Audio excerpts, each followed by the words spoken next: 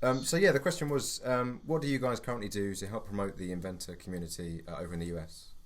Oh, I think the biggest thing we do is Toy Fair. Obviously, through all our shows, both New York Toy Fair and Dallas Fall Toy Preview, we have content. We also do a lot of webinars, which individual members of TIA who are inventors join into. But Toy Fair is where the most meaningful stuff happens. We do a program called Creative Factor, which started back around 2003, 2004. We were approached by an inventor by the name of Brett Klipsch, who basically made that point. You don't have a lot of good content for inventors. And we began to roll out Creative Factor as a major part of each Toy Fair each year. In fact, I think it was back in 2006, we did some of the first sessions on what will 3D printing mean to the world. Now, 10 years later, we know that it's everywhere. So what we try to do each year is assess what are the key issues the inventor maker community want to learn about, and then try to infuse that content into the show. In 2016, I think we did 5 or 6 different unique parts of content. We did a whole piece on licensing your product, how to find somebody, how to get that connection to a manufacturer and drive that forward. We did a piece on courting investors. Money is so important to everybody. Did that big piece on investors.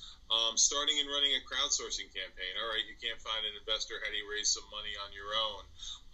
Sourcing and manufacturing is a huge issue. I think a lot of folks who come into this with a lot of energy and a lot of enthusiasm run up against all those regulatory and testing hurdles and don't realize what a challenge that is to journey through all that.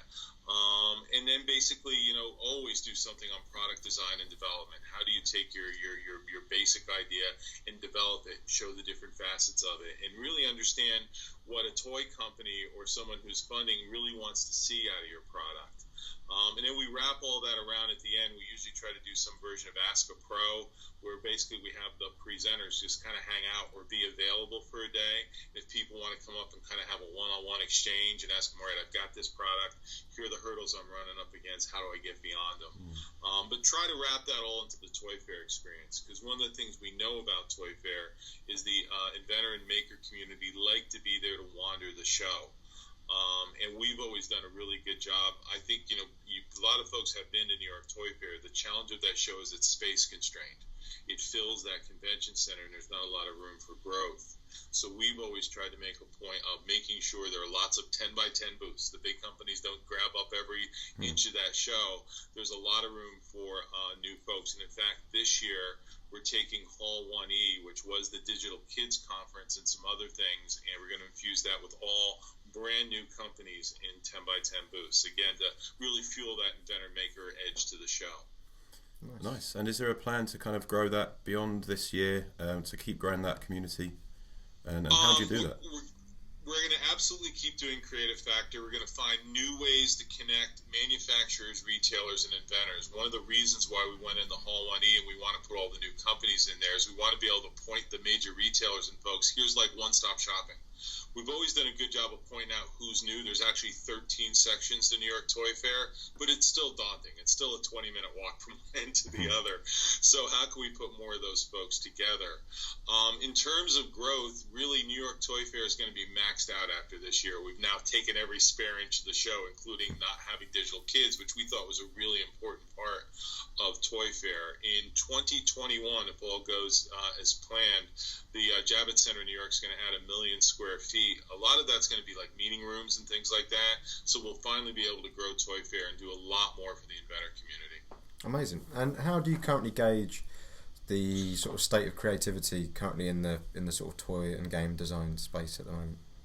I think, obviously creativity is the lifeblood. And I think the key for folks has been, there's a lot of really great ideas out there. Where I think I've been most impressed is where there's a good match between an inventor and a toy company that's willing to take chances. And not all toy companies are willing to take chances. They're kind of looking for a win.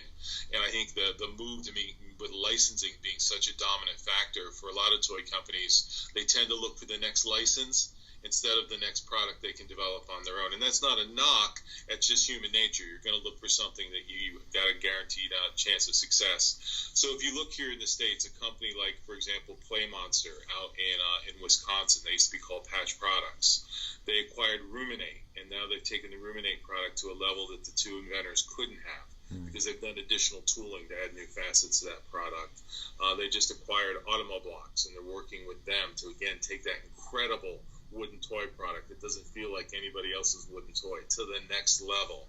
They brought Chronobomb from France here to the state. So when you find those companies that are willing to take chances on a young inventor, those seem to be the best matches. I think that the nature of it is go look for the biggest company. They must have a lot of money. They must have a lot of stuff, but that's not always necessarily the best match. But I think the state of the inventor community is great. We see that out in Chicago here in the States at the ChiTag event. We see that at around the London show and the Toy Inventor Dinner. There's a lot of energy, a lot of enthusiasm, and it is the whole lifeblood of the industry. You can't just regenerate products. You can't just do licenses. You really need to have that fresh product. Yeah, and you mentioned that you've held seminars on crowdfunding and funding and that sort of stuff. What space should people be having their eye on this year and going forward? Do you think what's going to be the next key milestone? Well, I think the key is taking an existing product and inventing it in an entirely new way. And I think probably Ruminate and Automoblocks were two good examples of that. There's nothing more basic than a wooden toy, and they've gone in a new direction. I think the game category, particularly here in the States, is incredibly hot. For the game community, the card community, looking at that space seems to be a place that you can grow over the next 5 to 8 years. People are really beginning to understand that they want to get the family around a table, play a game, have some fun, have some laughs. So games are real hot. And then there's the obvious kind of the intersection between toys and tech. And how can you truly make that intersection useful, fun, expanding the play experience rather than just adding another gadget to play. Yeah. So I think the games and getting the toys and tech piece right present some real good opportunities. Yeah. Definitely. And for any sort of inventors based in the UK that we're listening to this, and they've been thinking about going to New York Toy Fair and meeting you guys, what would you say to them to convince them that they should make the trip and it's worth them coming over and seeing what's going on? Well, I think it's things like Creative Factor and that embrace of the community. The fact that a lot of the other inventor community here in the States is at that show, so you're going to get to meet people you may not meet in Nuremberg or one of those other places where folks from the UK may travel because it's a little bit closer to home. And it's New York City. That's the great dynamic of that show. It's a great show to wander. And as I said earlier, we've really, tried hard and sometimes compromised our own ability to make money on the show by doing things like having the space freeze that we had last year to make sure that big manufacturers didn't grow to the point it began to squeeze out the inventors who were in their first 10 by 10 booth and looking for that next step in their career. So while it's New York City, so I know it's expensive, I know it's far away, and February in New York, I mean, what could be better than that? Those are all potential roadblocks, but I would really encourage folks. It's a 4-day show. Come to New York City, really walk that show, particularly the first level, where some of the smaller companies are, and make those connections. You're going to meet people in the inventor and maker community you wouldn't have met at home, and you very well may find some medium and small companies that want to embrace you and want to help you develop your product, and what could be better than that? Yeah. Can you promise it'll be warmer next year? Can you? I can promise it's a week later, so it's 1 week closer to spring, and it's not over Valentine's Day, so everyone who's in love can come down to worry about leaving their sweetheart at home. Perfect. Well, that's nice. That's all the incentive I need, anyway. So, exactly. There you go. Yeah. Well, that's great. Thanks a lot for that. That's perfect stuff.